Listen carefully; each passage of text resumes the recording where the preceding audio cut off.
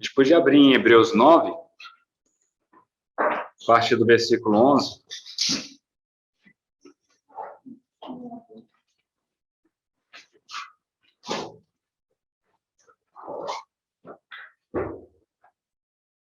A palavra do Senhor fala assim: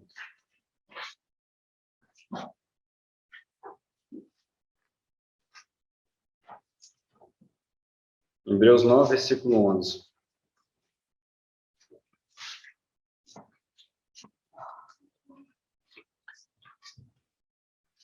Mas, vindo Cristo, o sumo sacerdote dos bens futuros, por um maior e mais perfeito tabernáculo, não feito por mãos, isto é, não desta criação, nem por sangue de bodes e bezerros, mas por seu próprio sangue, entrou uma vez no santuário, havendo efetuado uma eterna redenção. Porque se o sangue dos touros e bodes e a cinza de uma novilha aspergida sobre os imundos o santifica, quanto à purificação da carne, quanto mais o sangue de Cristo, que pelo Espírito eterno se ofereceu a si mesmo, imaculado a Deus, purificará as vossas consciências das obras mortas para servirdes ao Deus vivo, e por isso é mediador de um novo testamento, para que, intervindo a morte para remissão das transgressões que havia debaixo do primeiro testamento, os chamados recebam a promessa da herança eterna. A gente podia agora só abrir também lá em Levíticos 17, versículo 11.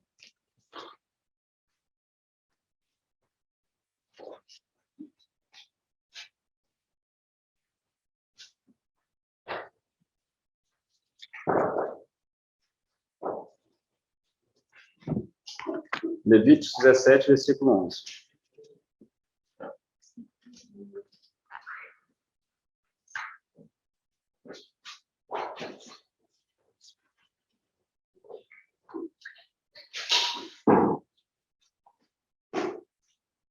Porque a vida da carne está no sangue, pelo que vos tenho dado sobre o altar, para fazer expiação pelas vossas almas, porquanto é o sangue que fará expiação pela alma. É lá no 14 também, versículo 14. Porquanto a vida de toda a carne é o seu sangue. Por isso tenho dito aos filhos de Israel, não comereis o sangue de nenhuma carne, porque a vida de toda a carne é o seu sangue. Qualquer que comer será extirpado. Então, assim, aqui quando fala, lá em Hebreus, né, da superioridade do sangue do Senhor Jesus, e a figura que foi dada aqui no Antigo Testamento também, quando fala para a gente sobre o sangue, né, dos animais, lá, que tem ali aqui a simbologia, de todos os sacrifícios que eram feitos antes, né, a gente não pode esquecer que a vida está no sangue, né, e esse sangue que foi derramado do Senhor Jesus, não foi um sangue qualquer, né, se representa a vida dele, é a vida também que ele viveu sem pecado, né, ele como cordeiro sem manchas, ele se entregou, e essa vida que ele derramou valeu por nós, né? E esse momento da ceia, eu gosto sempre de me lembrar disso, né? Do sangue, né? Do suco de uva ali, que nos remete ao sangue do nosso Senhor Jesus, que foi derramado, né? E também, só para a gente finalizar, só mais um texto, lá em Êxodo 12,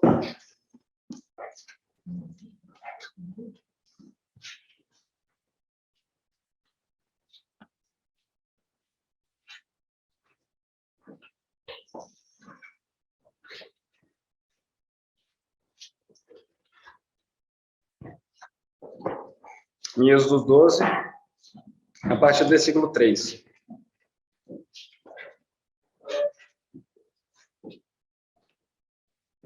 Falai a toda a congregação de Israel, dizendo: aos 10 deste mês tome cada um para si um cordeiro, segundo as casas dos pais, um cordeiro para cada família.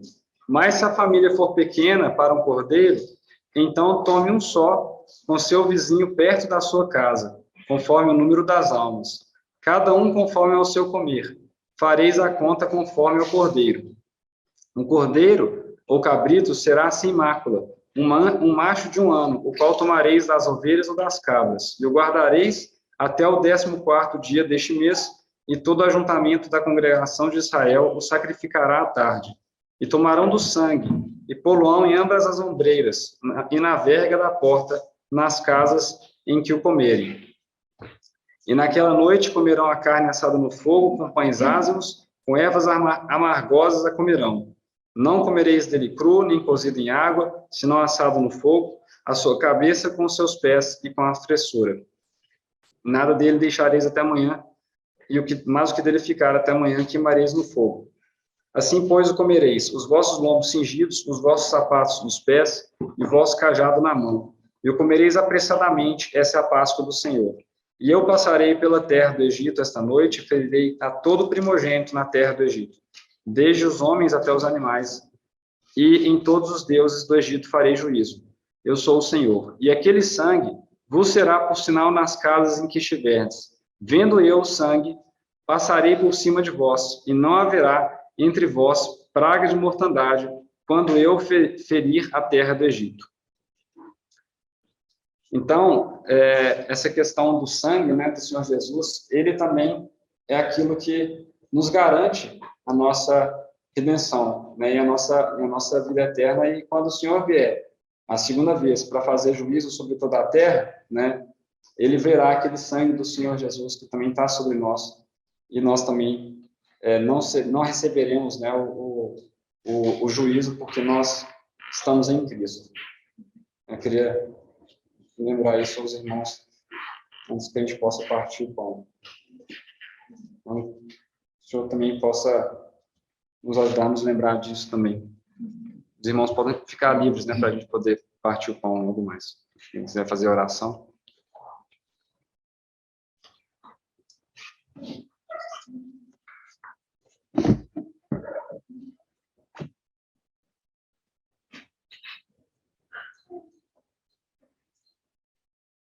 Pai, nós somos gratos ao Senhor por mais essa noite que a gente pode fazer memória, Pai, desses símbolos, Pai. Esse pão sem fermento, que nos lembra que o Teu Filho viveu uma vida sem pecado, lembra que o Teu Filho é o Cordeiro verdadeiro, sem manchas, sem pecado. Viveu aqui sob as paixões humanas que todos nós vivemos, mas Ele viveu e se manteve sem pecado. E louvamos ao Senhor, porque isso habilitou para que a morte dele fosse no nosso lugar. Muito obrigado, Senhor, pelo castigo que nos traz a paz esteve sobre ele. Muito obrigado, Senhor, porque pela ira do Senhor derramada sobre ele, nós fomos perdoados dos nossos pecados. Obrigado por esse sangue perfeito do Teu Filho que foi derramado naquele madeiro, Senhor. Nós agradecemos ao Senhor por tal demonstração de amor que o Senhor fez por nós, quando o Senhor entregou o Teu Filho por homens pecadores como nós. Obrigado, Senhor. Que possamos realmente nos lembrar disso a cada dia. E possamos, Senhor, aguardar a volta do Teu Filho, Senhor. E que poderemos estar para sempre contigo e com Ele, Senhor. Louvamos ao Senhor. Em nome de Jesus. Bom, irmãos, aqui estão em casa, Francisco aqui, eu vou falar, tá? Um pouquinho. A máscara. E vai ser muito curto. Vai ser muito curto. Coisa de menos de 5 minutos, tá? Para quem tiver alguma coisa no coração, já se preparar. Eu não tinha nada até meia hora atrás. E essa é a maravilha da igreja. Graças à palavra do nosso irmão André, na hora da ceia, uma coisa me chamou o coração. Então, eu achei que tinha o que falar aqui, em termos... A gente não pode guardar as coisas para a gente, né? Não pode falar à toa também, mas é muito... A gente não pode guardar as coisas, não, quando tem. Não precisa ser coisas grandes, pode ser coisas pequenas. E também não precisa estar num estado muito elevado de espiritualmente, de santificação, de purificação. A igreja somos nós, né? Eu fui contagiado ali pela pelo compartilhar do irmão, do André, e de mesma forma coloco isso também para os irmãos. Quando ele falou em Êxodo 12, quem se lembra, é uma passagem que todos nós já conhecemos há muito tempo, né? É muito lida nos momentos de ceia, que é a saída da libertação do povo do Egito. E, em especial, eu só queria falar um versículo aqui, que é o versículo 11. Êxodo 12, versículo 11.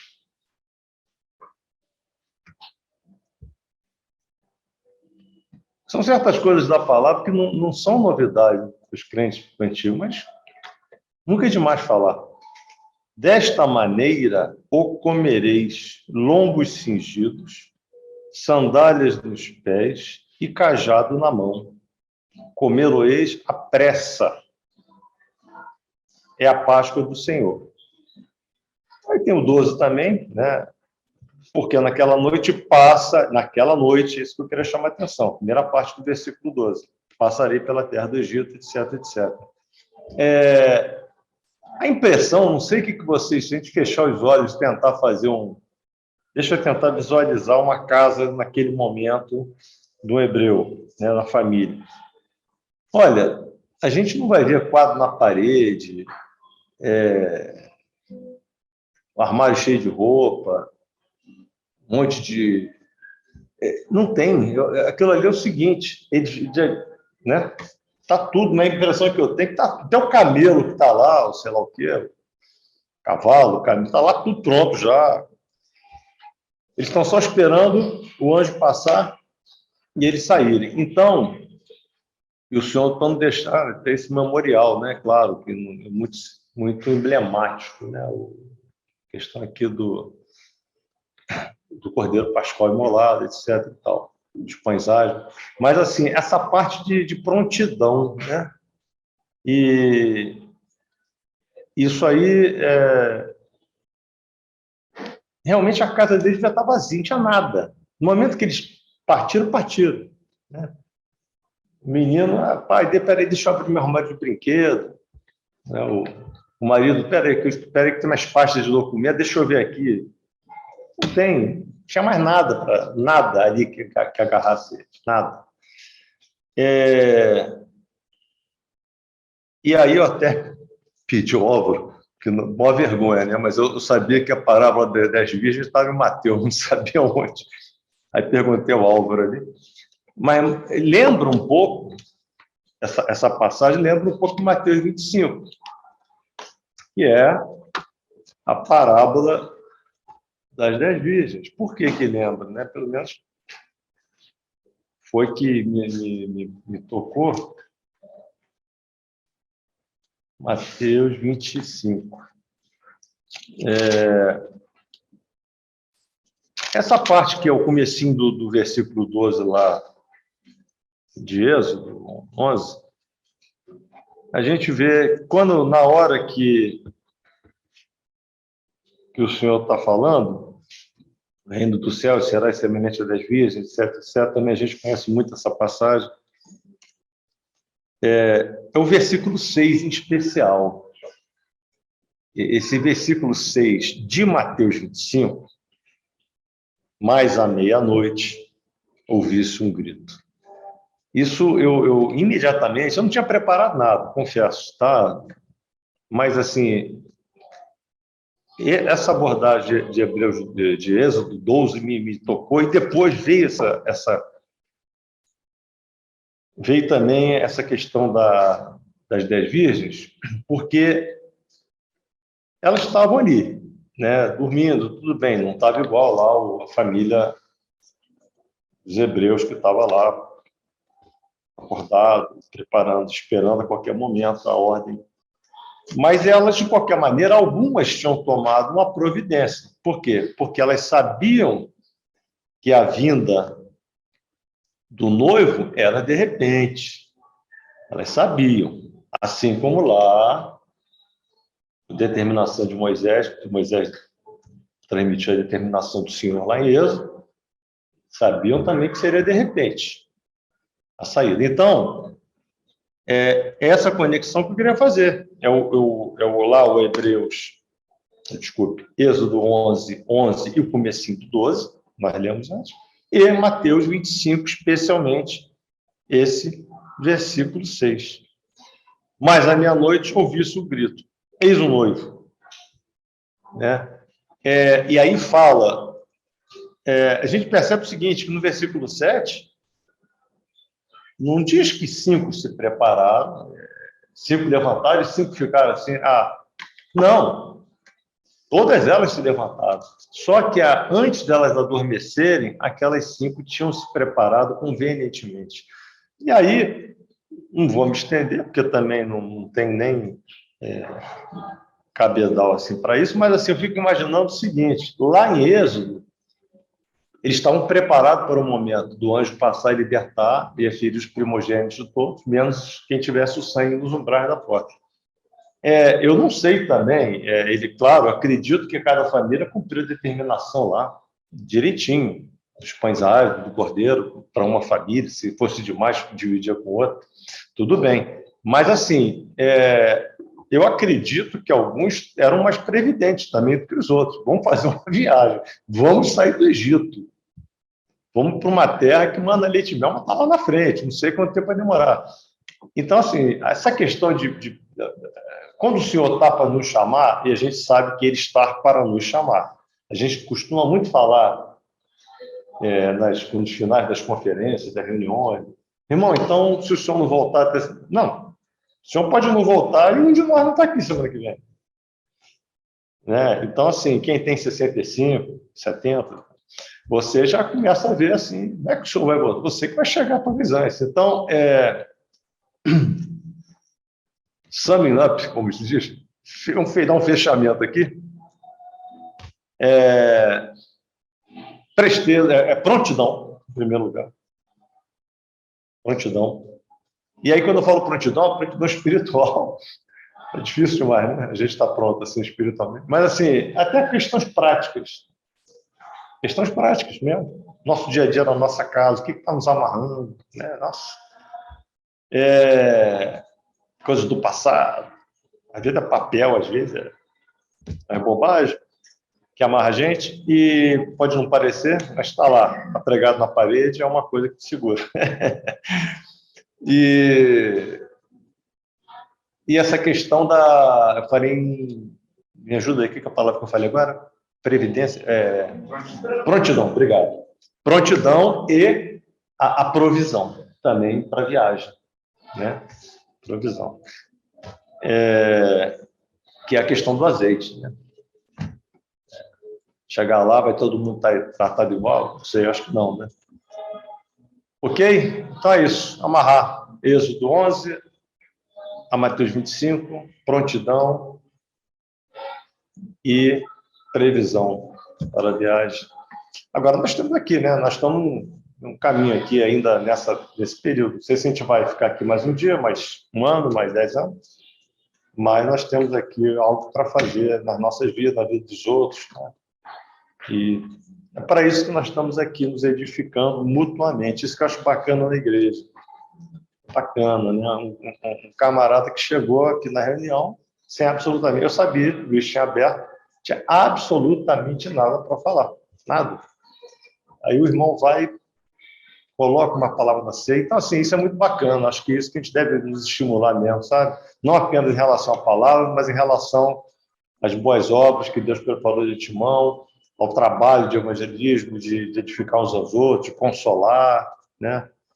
Eu acho que isso aí tudo é a igreja caminhando. Orar uns pelos outros. Orar, bem lembrado. Orar, tá? Oração é importantíssima, uns pelos outros.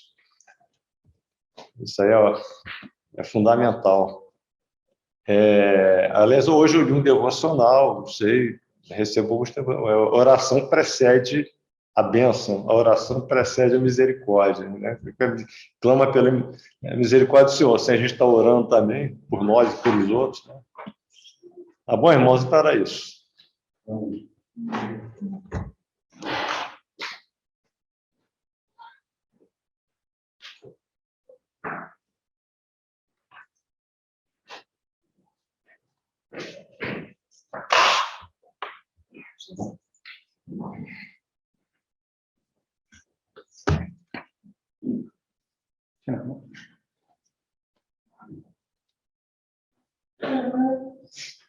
Boa noite, irmãos. Eu e André, nós também preparamos uma porção, né, para encher o cestinho, né, como o Mário fala.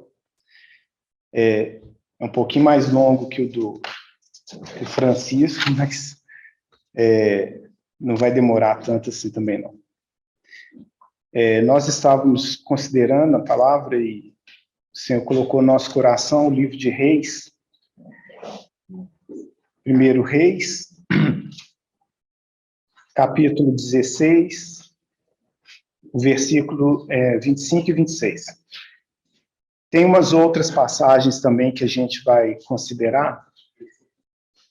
1 Reis 16, 25 e 26.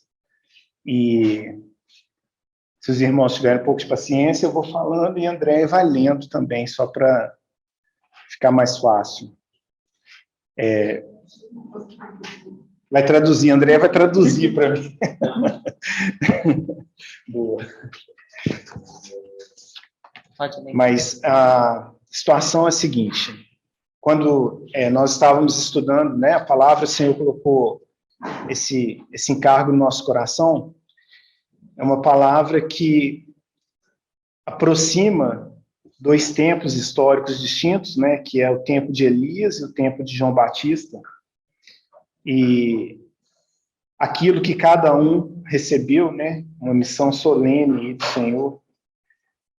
E nós entendemos que Elias recebeu essa missão de trazer a memória ao povo, né, trazer a memória do povo de Israel, quem era Deus, né? O povo da promessa havia esquecido do Senhor, estava no caminho de idolatria e total distanciamento do Senhor. E lá em João Batista, né, a gente vai ver também essa missão solene, esse encargo solene dele de fazer a pregação do reino, a pregação do arrependimento. E então André vai começar lendo aqui 1 Reis 16, 25 e 26. Fez Onri o que era mal perante o Senhor. Fez pior do que todos quantos foram antes dele. Andou em todos os caminhos de Jeroboão, filho de Nebate, como também nos pecados com que este fizera pecar a Israel, irritando ao Senhor, Deus de Israel, com seus ídolos. Só para contextualizar, né? Acabe era filho de Onri. Eu vou falar Onri, tá? E reinou no lugar do pai dele, né? Acabe reinou no lugar dele por 22 anos. A Bíblia relata que ele fez o que era mal perante o Senhor. E a Bíblia fala que ele fez pior do que todos antes dele.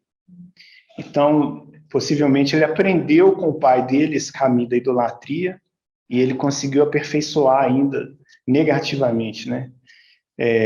Pesando mais ainda esse caminho e tornando o jugo sobre Israel mais pesado ainda.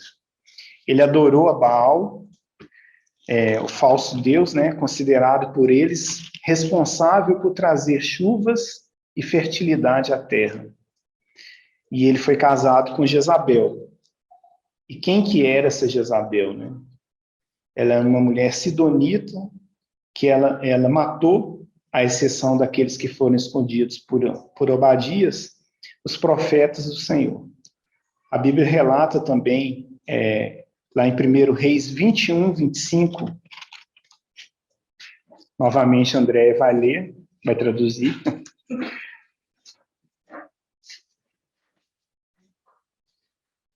Primeiro Reis 21, 25. Ninguém houve, pois, como Acabe, que se vendeu para fazer o que era mal perante o Senhor, porque Jezabel, sua mulher, o instigava. Só para estabelecer um rápido contexto, né? O Senhor havia dado uma ordem para Elias profetizar a Acabe que naqueles anos não cairia nem orvalho nem chuva. E a partir desse contexto, então, se acendeu uma ira de Acabe contra Elias, uma ira de uma amplitude que não houve nação ou reino onde ele não enviasse homens a procurar Elias. A gente consegue imaginar, então, essa ira, né? Porque nada mais representava do que a desconstrução de Baal para a função dele como Deus, né? Sendo ele o Deus da fertilidade, da chuva, e vem Elias e profetiza que não vai chover e nem cair orvalho. Estabelecida essa profecia, naturalmente é uma desconstrução da figura de Baal enquanto Deus. E isso, então, coloca em xeque, né? E também toda a sustentação da idolatria imposta lá por Acabe e Jezabel. A referência dessa palavra, então, está em 1 Reis 18:10. 1 Reis 18:10.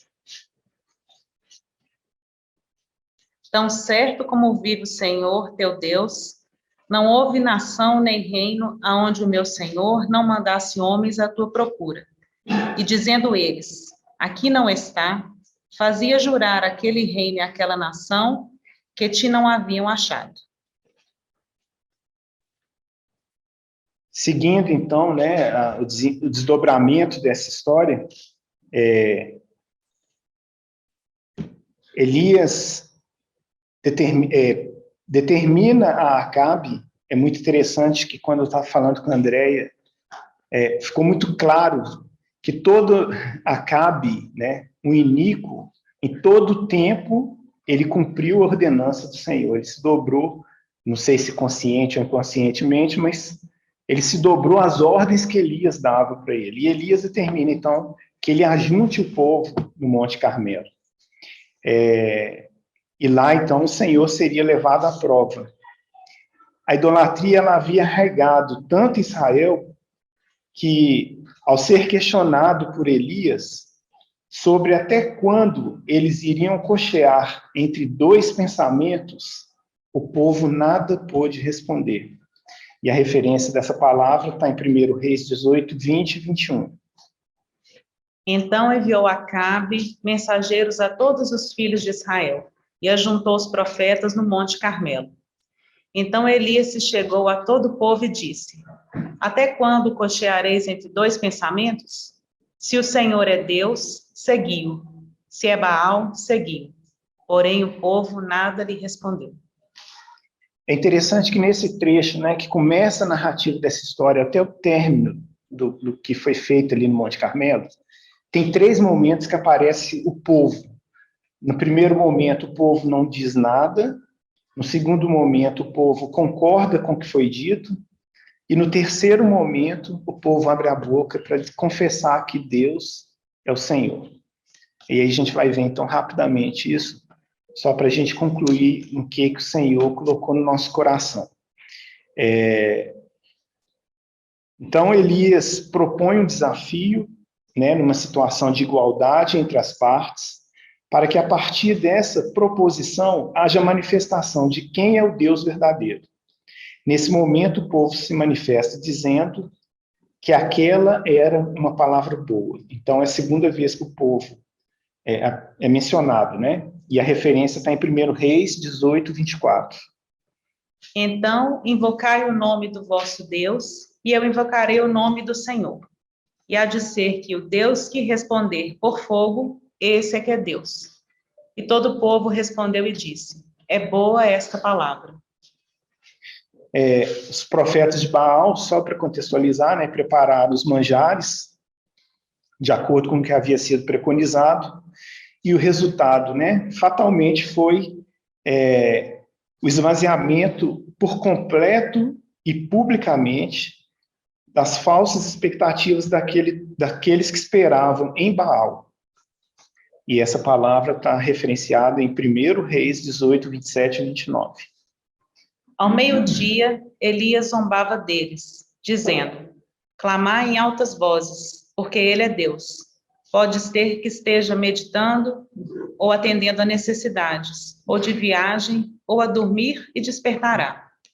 E eles clamavam em altas vozes e se retalhavam com facas e com lancetas, segundo o seu costume, até derramarem sangue. Passado o meio-dia, profetizaram eles, até que a oferta de manjares se oferecesse. Porém, não houve voz, nem resposta, nem atenção alguma. Então, os profetas, Elias atraiu em torno de si todo o povo e restaurou o altar do Senhor que estava em ruínas. É muito interessante que a Bíblia, ela relata, e eu frisei, né, assim, ficou muito marcado no meu coração que o altar do Senhor estava em ruínas. Ao contrário disso, os postes ídolos e também os altares para Baal, eles estavam todos muito bem edificados. E a referência está em 1 Reis 18, 30 e 31. Então Elias disse a todo o povo: chegai-vos a mim. E todo o povo se chegou a ele.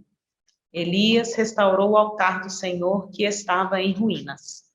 Tomou 12 pedras, segundo o número das tribos dos filhos de Jacó, ao qual viera a palavra do Senhor, dizendo: Israel será o teu nome. Então, né, a exemplo do que será na volta do nosso Senhor, a Bíblia relata que após ver o holocausto consumido por fogo vindo do céu, o povo cai com o rosto em terra e diz que o Senhor é Deus. Os irmãos devem ter percebido que primeiro eu estou colocando a situação e completando com a leitura da Andréia, com o texto, né, de referência, que está em 1 Reis, essa parte, em 1 Reis 18, 36 a 40. No devido tempo, para se apresentar a oferta de manjares, aproximou-se o profeta Elias e disse: Ó Senhor, Deus de Abraão, de Isaque e de Israel, fique hoje sabido que tu és Deus em Israel e que eu sou teu servo, e que segundo a tua palavra fiz todas estas coisas. Responde-me, Senhor, responde-me, para que este povo saiba que tu, Senhor, és Deus e que a ti fizeste retroceder o coração deles. Então caiu o fogo do Senhor e consumiu o holocausto e a lenha e as pedras e a terra, e ainda lambeu a água que estava no rego. O que vendo todo o povo caiu de rosto em terra e disse: O Senhor é Deus, o Senhor é Deus. Mais adiante, né, contemporâneo a Acabe, Josafá reinava em Judá. E a Bíblia relata a prosperidade que Judá estava. E a Bíblia também fala que o Senhor tornou o coração de Josafá ousado, né? E ele saiu por todo Judá com levitas, profetas, né? Sacerdotes a ensinar sobre a palavra do Senhor, né? E a gente vê o contrário disso em Israel, né?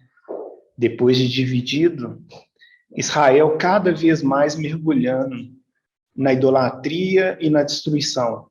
E a Bíblia vai relatando também que a cada sucessão de reis, a situação piorava e o que sucedia fazia pior do que o que havia antecedido. Mas em determinado momento, a Bíblia relata que Josafá faz uma aliança militar com Acabe. Prestes a ir para essa batalha, como de costume, antes da peleja, né, o Senhor sempre era consultado. Porém, Acabe negligencia, mais uma vez, o Deus de Israel e consulta os profetas dos seus deuses. Josafá pergunta para ele, pergunta para Acabe, se não há um profeta do Senhor. Acabe responde que há um profeta, porém que ele o aborrece por não profetizar o que lhe é favorável. Essa parte está referenciada em 1 Reis 22, 7 e 8. Está quase concluindo já, irmãos. 1 Reis 22, 7 e 8. Disse, porém, Josafá: Não há aqui ainda algum profeta do Senhor para o consultarmos? Respondeu o rei de Israel a Josafá: Ainda há um, pelo que se pode consultar o Senhor. Porém, eu o aborreço, porque nunca profetiza de mim o que é bom, mas somente o que é mau. Este é Micaías, filho de Imlá. Disse Josafá: Não fale o rei assim. o verbo aqui, né? Eu o aborreço. E eu, conversando com o André, falei assim, a figura maligna de Acabe aqui, né? Em aborrecer aquele que tinha o encargo de levar a palavra do Senhor. E muito interessante porque, desenhando quase que no jogral, eu e André, a cena, quando Micaías ia ser trazido para diante dos reis, Josafá e Acabe, alguém deve ter brifado com ele no caminho, né? Ó, você fala o que é bom para o rei. E Micaías fala, ele não se curva, né, diante de Acabe, em dizer o que lhe seja favorável. E isso está referenciado em 1 Reis 22:14.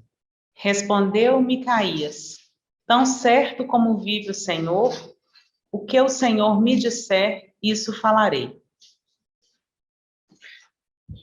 Então, para concluir, irmãos, essas leituras todas, né? Como eu falei, está terminando aqui.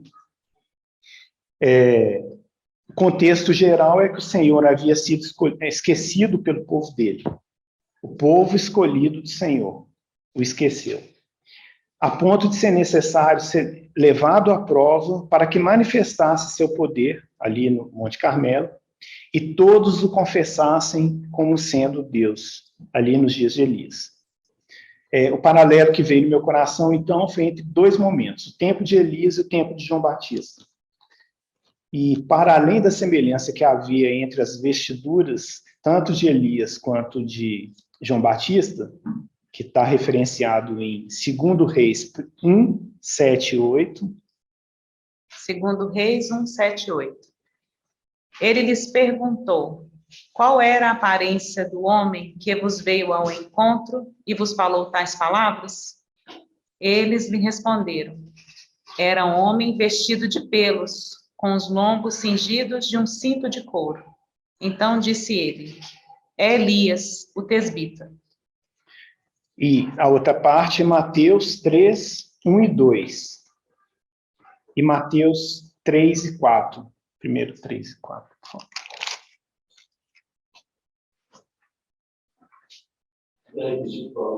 Mateus 3, 1 e 2 e 3 e 4.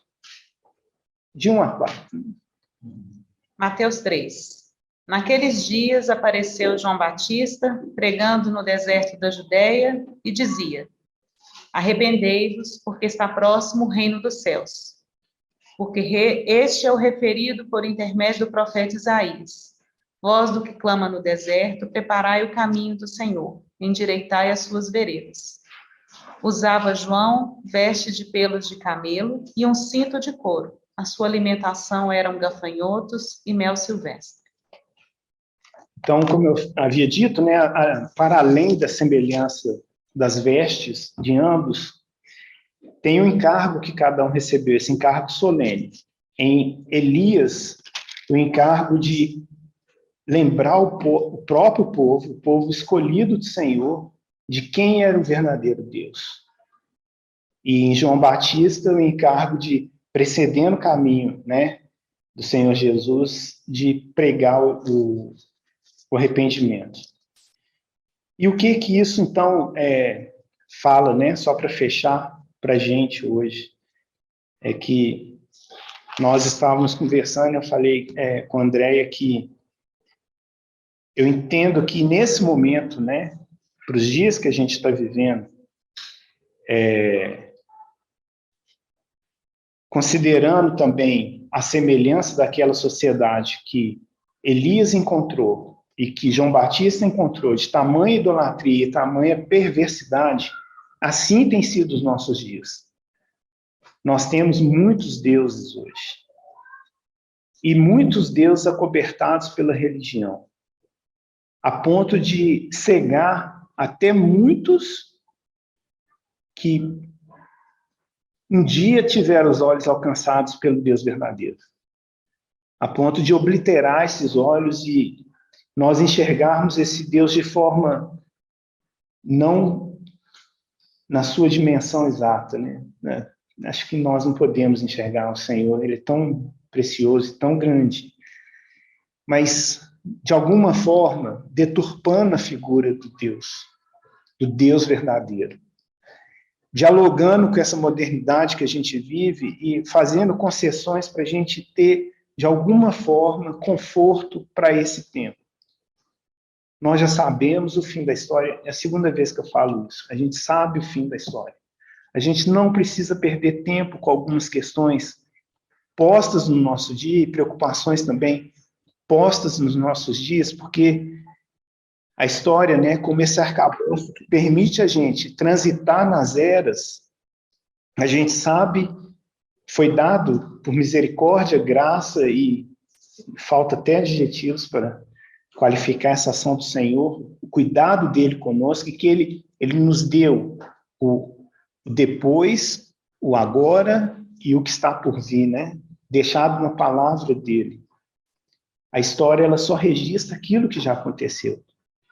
Mas, de alguma forma tão misteriosa para a nossa mente compreender, a história do que está por vir, não existe história do que está por vir. Mas o Senhor já deu isso de antemão para a gente. Eu acho que isso tem que deleitar a nossa alma. Isso tem que deixar a nossa alma descansada, porque a gente sabe do que está por vir. Mas, ao mesmo tempo, provoca uma preocupação em nós, enquanto igreja, nesses dias, para esse tempo, sabendo do que está por vir, de caminhar como Elias, de lembrando ao povo de quem é o Deus verdadeiro, e, ao mesmo tempo, com o papel que João Batista teve, esse encargo solene dele de pregar o arrependimento. Então, essa ficou a palavra no nosso coração que a gente queria compartilhar com os irmãos. Que esse dia, que esse tempo que a gente está vivendo, para nós que já sabemos o final da história, a gente tem a tranquilidade de viver em tempos tão turbulentos, mas sabendo quem é o nosso Deus, e sem incorrer no perigo de nós, de alguma forma, termos os nossos olhos obliterados quanto à grandeza do Deus que nós conhecemos. Para que a gente não caia, né, e trazendo a lembrança, a palavra do Luiz, né, para que o Senhor não passe para o outro lado. Para que o Senhor não afaste de nós, e para que a gente não perca aquilo de tão precioso que o Senhor tem para nós. Ao termos os olhos obliterados, né, de alguma forma a gente esquecer quem é Deus, ou reduzir o tamanho do nosso Deus, né? E também não esquecer de pregar para essas várias almas que ainda não conhecem o Senhor, porque o tempo é breve. Essa é a palavra que a gente queria compartilhar com os irmãos. Muito obrigado.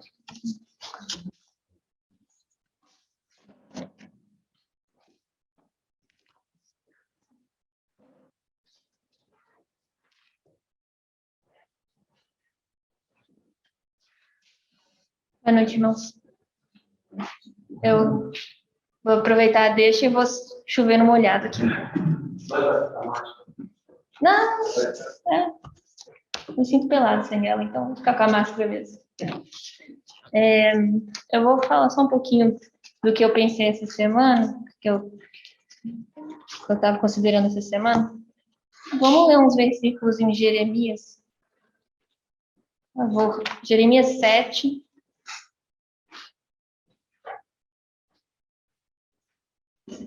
Jeremias 7, a partir do versículo 23, por favor.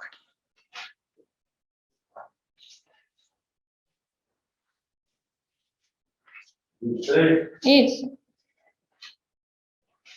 Mas isso lhes ordenei, isso o Senhor falando sobre o povo de Israel. Mas isso lhes ordenei, dizendo: dai ouvidos à minha voz, e eu serei o vosso Deus, e vós sereis o meu povo. Andai em todo o caminho que eu vos ordeno, para que vos vá bem. Mas não deram ouvidos, nem atenderam, porém andaram nos seus próprios conselhos, na dureza do seu coração maligno. Andaram para trás e não para diante. Desde o dia em que vossos pais saíram da terra do Egito até hoje, enviei-vos todos os meus servos, os profetas, todos os dias. Começando de madrugada, eu os enviei. Mas não me destes ouvidos, nem me atendestes. Endurecestes a cerviz e fizeste pior do que vossos pais. Dir-lhe-ás, pois, todas essas palavras, mas não te darão ouvidos. Chamá-lo-ás, mas não te responderão.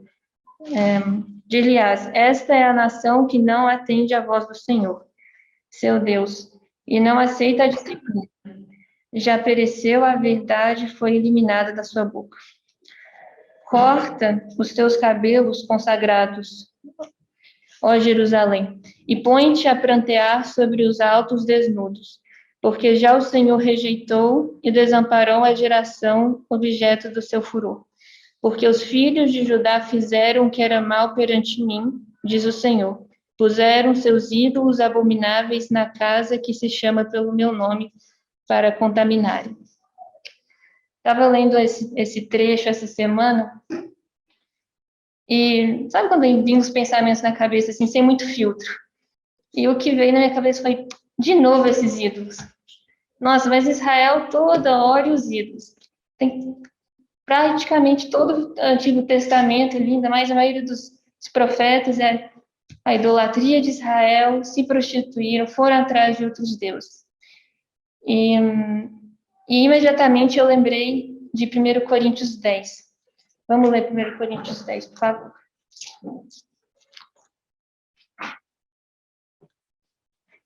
A partir do primeiro versículo mesmo.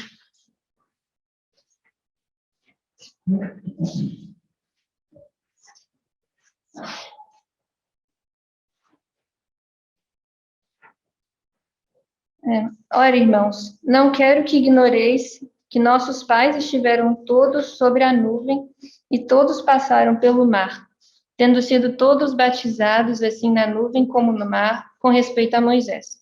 Todos eles comeram de um só manjar espiritual e beberam da mesma fonte espiritual, porque bebiam de uma pedra espiritual que os seguia, e a pedra era Cristo.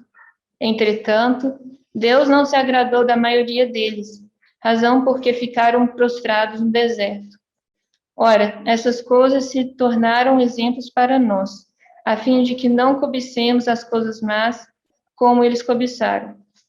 Não vos façais, pois, idólatras, como algum deles, porquanto está escrito, o povo assentou-se para comer e beber e levantou-se para divertir-se.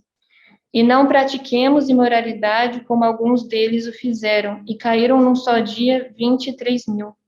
Não ponhamos o Senhor à prova, como alguns deles já fizeram, e pereceram pelas mordeduras das serpentes. Nem murmureis, como alguns deles murmuraram, e foram destruídos pelo exterminador. Estas coisas lhes sobrevieram como exemplos, e foram escritas para advertência nossa, de nós outros, sobre quem os fins dos séculos têm chegado. Então, imediatamente eu lembrei desse trecho. Mantenha o dedo, por favor. Mantenha o dedo, por favor, em 1 Coríntios. Mas eu lembrei imediatamente desse trecho e fiquei refletindo sobre como eu, muitas vezes, olho o povo de Israel e me sinto distante deles. E que isso é um perigo tremendo. Imaginar que não se aplica a nós essas verdades escritas, né?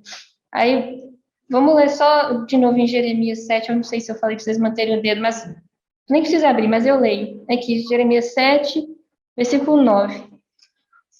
Que é isso? Furtais e matais, cometeis adultério e jurais falsamente, queimais incenso a Baal e andais após outros deuses que não conheceis. Isso, para mim, é um resumão aqui do monte de pecado que Israel estava andando. E se você lê isso aqui meio cruamente, assim, você fala, não, mas isso está distante da minha realidade.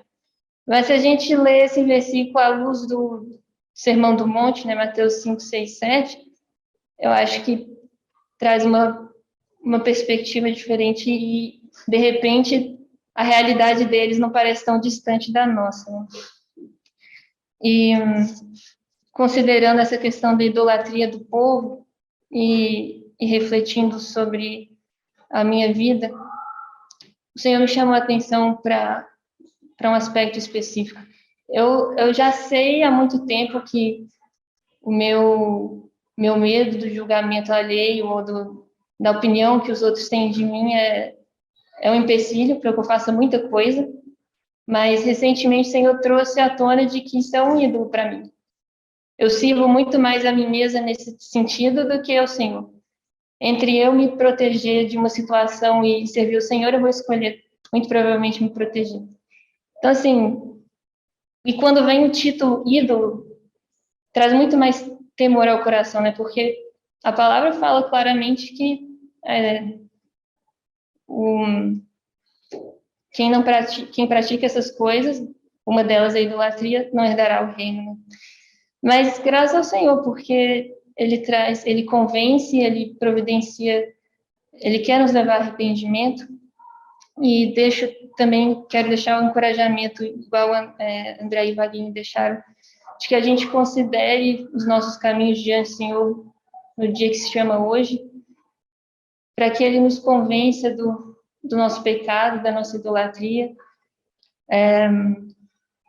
Eu fico lembrando quando o Saulo compartilhou recentemente sobre pecado, e ele falou uma frase que ficou na minha cabeça. É muito fácil pecar. Se você estivesse andando na rua e alguém te pegasse de repente assim e falasse, vai listando uns pecados aí, você tem 1 minuto e isso é pecado. Você vai listando, você vai começar das coisas mais horrendas, provavelmente.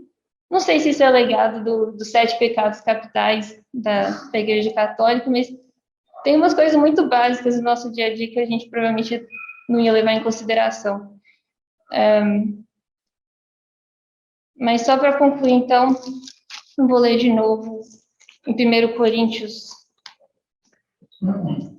versículos 12 e 14. Aquele, pois, que pensa estar em pé, veja que não caia. Portanto, meus amados, fugi da idolatria. Também o João termina sua primeira epístola falando, filhinhos, guardai-vos da idolatria. Né?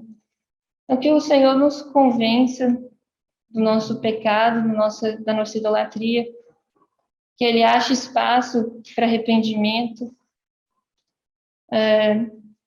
que Ele está de braços abertos, Ele deseja nos redimir hoje e nos preparar para estarmos na presença dEle.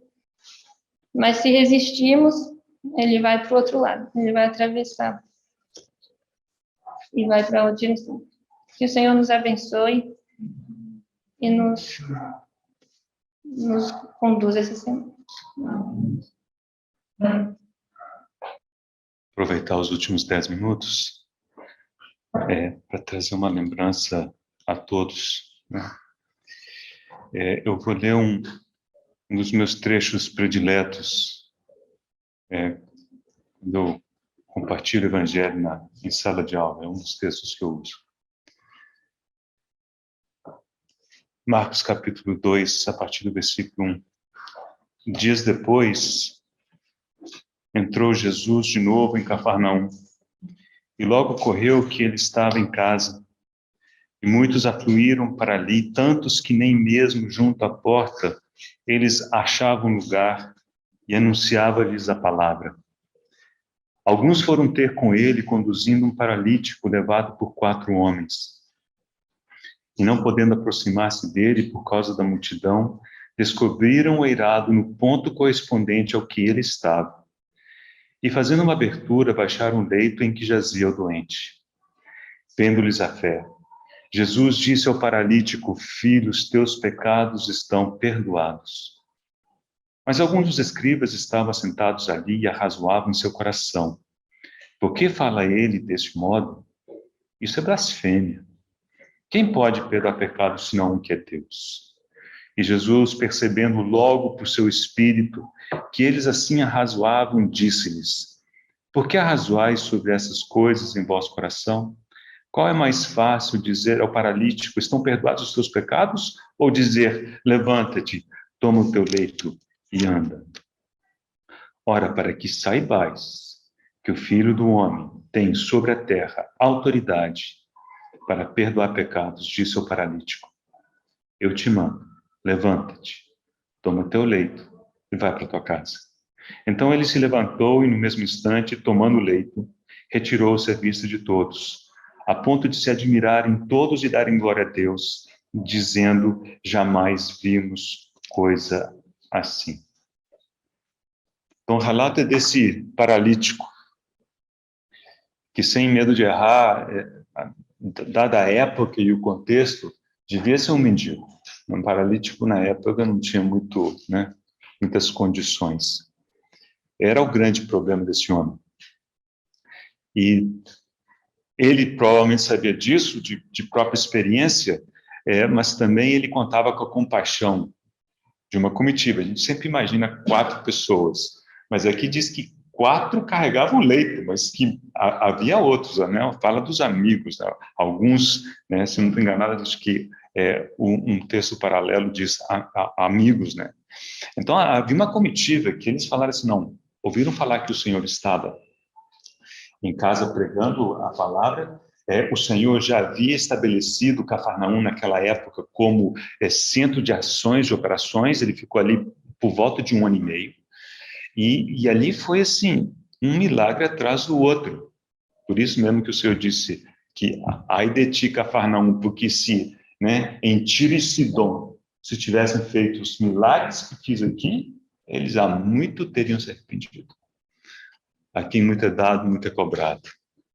Bem, então, ouviram que o Senhor estava lá, falei: vamos agora, nós vamos resolver esse problema agora. Então, a história os irmãos conhecem, eles chegaram, a multidão estava ocupando a casa, não havia como entrar na casa pelas portas, e abriram um buraco no eirado, né, no teto, no telhado, e baixaram, né, o paralítico ali.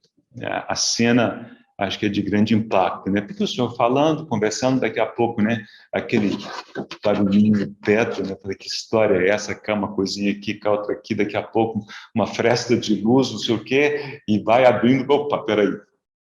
Desce, não um anjo, um paralítico carregado por 4, né? Silêncio total. O que vai acontecer? O que vai acontecer? E aí, acho que para a surpresa de todos, primeira coisa que o Senhor fala, e o texto diz que vendo-lhes a fé. Depois os irmãos pensam nisso. Fé não é algo que se vê, mas o Senhor vê fé. O Senhor vê as ações da fé.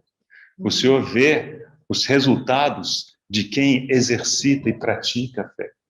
Já nos diz Tiago que a fé que não produz resultados visíveis, ele questiona. Não é fé. O Senhor viu-lhes a fé. E ao ver-lhes a fé, disse: perdoados estão os teus pecados. E aí eu fico imaginando aquele paralítico, aquele anticlímax, algo do tipo assim: Senhor, peraí, tempo, não foi para isso que eu vim? Eu tenho um grande problema, será que o Senhor não está vendo? Eu sou um paralítico. Claro que o Senhor estava vendo. Mas esse texto nos ensina algo fundamental. Irmãos, o nosso principal problema é a nossa condição diante de Deus. E sempre será. A gente vem semana após semana e os nossos problemas vão mudando, né? E os nossos principais problemas vão ocupando novos espaços, né, na nossa lista de prioridades. E numa determinada semana, então, esse é meu grande problema do momento. E temos grandes problemas. Mas temos um que é maior, que é a nossa relação com Deus. E o Senhor disse: filhos, estão perdoados os teus pecados, né? Então, essa é a primeira lembrança. A primeira lembrança, irmãos, é que como é que está a nossa lista de prioridades, né? Eu creio que na lista de prioridades desse paralítico, o primeiro item era resolver o problema da sua paralisia, que afinal de contas achava ele ser o pior de todos, né? A razão pela qual tantas outras coisas não estavam acontecendo. Mas quando ele encontrou com o Senhor, a reação do Senhor foi outra. O entendimento do Senhor, que nos conhece, diz: olha, você tem um problema muito maior do que esse, com implicações eternas. Essa daqui, daqui a pouco já desapareceu. Mas esse outro não. E o Senhor vai primeiro lidar com esse. O Salmo 103 diz que Deus, né, é aquele que perdoa todas as nossas iniquidades e que sara todas as nossas enfermidades. 103, versículo 3. Nessa sequência, irmãos, Foi a sequência que o Senhor seguiu aqui. Primeiro, perdoou as iniquidades. E depois, porque houve aquele movimento entre os escribas, que, a bem da verdade, eles questionaram algo justo. Este blasfema. Afinal de contas, quem pode perdoar pecados senão um que é Deus? Verdade. Mas eles não reconheciam que o Senhor era Deus. Então, aí daria a dificuldade. Mas o Senhor, como que paciente com eles, disse: ora, para que saibais que o Filho do Homem tem autoridade sobre a terra para perdoar pecados, né? Eu te mando, levanta-te e toma teu leito e anda. Antes disso, ele fez uma pergunta. Parece fácil de responder, mas se os irmãos pensarem, filosofarem um pouquinho, vão ver que é muito difícil. Mas por que é mais fácil dizer, eles estão perdoados os teus pecados, ou toma teu leito, levanta-te e anda? Bom, nós podemos sair de um extremo e dizer, falo qualquer coisa. Para mim, tanto faz, né? Mas é igualmente fácil falar, né? Mas, claro que o Senhor estava se referindo ao executar. E aí nós podemos achar, talvez aqueles, né, podiam achar que, então, perdoar pecados era mais fácil, porque dizer que está perdoado os seus pecados, vai saber lá o que aconteceu, né? Mas dizer ao paralítico, toma teu leito e vai para tua casa e anda, rapaz, é porque agora eu quero ver, né? Mas, a bem da verdade, as duas coisas eram igualmente impossíveis ao homem. O homem não pode fazer nenhuma nem outra, nem a fácil. Irmãos, nem a fácil, entre aspas, é possível para nós, quanto menos a outra. Mas aqui nós precisamos fazer uma última consideração, né? Por quê? Por que um Deus santo, justo, não pode simplesmente dizer, tá bom, né? Tapinha nas costas, vamos fazer de conta que o seu pecado não aconteceu, né? Vamos varrer esse pecado para debaixo do tapete. Deus justo não pode fazer isso, Deus precisa continuar santo. Ele é santo, sempre 100% justo. Todo pecado precisa de pagamento, precisa de castigo, né? Então, quando o Senhor deu essa palavra assim, para que saibais que o Filho do Homem tem autoridade para perdoar pecados, sabe por quê? Porque esse Filho do Homem levaria sobre si o castigo do seu pecado e do meu pecado. E foi isso que nós fomos lembrados hoje ao contemplarmos os elementos da mesa. É o preço do nosso pecado e as consequências para o Senhor do nosso pecado. Mas eu lembrei-te de que está paga a nossa dívida. E por isso o Senhor pode dizer para ele e para nós, levanta-te. Levanta-te. Não há necessidade de ficar prostrado. Toma o teu leito, caminha, anda, vai para tua casa, né? E essa é a lembrança, né? Então, por um lado, a questão toda do pagamento da nossa dívida, perfeitamente paga pelo Senhor. Deus continua sendo perfeitamente santo e justo. E o nosso pecado desapareceu da presença de Deus, da existência de Deus. Se Ele é Deus onipresente, o Senhor realmente remove o pecado, tira o pecado, né? E a segunda questão é realmente sempre um lembrete para nós. Como estão as nossas prioridades, né? Será que a nossa lista de prioridades é a lista que o Senhor faria? Eu acho que esse paralítico chegou lá com a lista de prioridades dele um pouco invertida, né? Mas isso não é privilégio dele, não. Nós somos assim também. Às vezes ficamos tão preocupados, tantas coisas nos absorvem, daqui a pouco nós, né, descuidamos de coisas tão fundamentais, tão básicas da nossa relação com Deus, né? Então, que o Senhor nos fale ao coração, que o Senhor nos encoraje, nos incentive, lembrando que a nossa grande decisão no dia a dia é optar ou por coisas do aqui e agora, que a Bíblia chama de temporais, ou aquelas coisas que são eternas. Só que as temporais nos afligem tanto no momento que a gente às vezes corre para elas, né? Em detrimento das eternas. Mas como fomos lembrados hoje à noite, né? Um dia se ouvirá a voz do noivo. E João capítulo 5 nos diz que quando isso acontecer, todos do sepulcro ouvirão a sua voz e se levantarão. Aquelas virgens indicam as pessoas que morreram. crentes que morreram, todas elas, assim, as 10, né? E depois que morreram, não adianta tentar, né, arrumar mais óleo, não tem mais jeito, né? Então, mas quando se ouvir a voz do noivo, todos sairão dos sepulcros para se apresentar diante do Senhor. E aí a história, a parábola nos ajuda a entender um pouco isso. Então, irmãos, que nós não sejamos pegos tão absorvidos com as questões do aqui e agora, a ponto de negligenciarmos aquilo que tem valor eterno. Daqui a algum tempo, todas as questões temporais terão passado. Nós vamos olhar para trás e dizer, olha, aquelas coisinhas pequenas, aquelas aflições, realmente produziram para nós um peso de glória incomparavelmente superior. Graças ao Senhor por isso. Mas nós precisamos cooperar com o Senhor, com o Espírito Santo, para que isso seja uma realidade em nós. Depois não tem mais jeito de consertar. A parábola deixa isso muito claro. Ah, mas eu deveria ter prestado mais atenção. Deveria, do verbo não dá mais, né? Então a palavra do Senhor é muito solene, mas ela é muito cheia de encorajamento. O preço está pago. Amém. Não há mais nada, irmãos, que nós precisamos, a não ser crer e receber. E é por isso que nós somos tão gratos ao Senhor quando nos reunimos num momento como esse. Que o Senhor nos fale o coração, o Senhor nos conduza. Vamos encerrar esse tempo, né, em gratidão. Senhor, obrigado, Pai, pela tua lembrança tão rica hoje à noite, tantas lembranças importantes.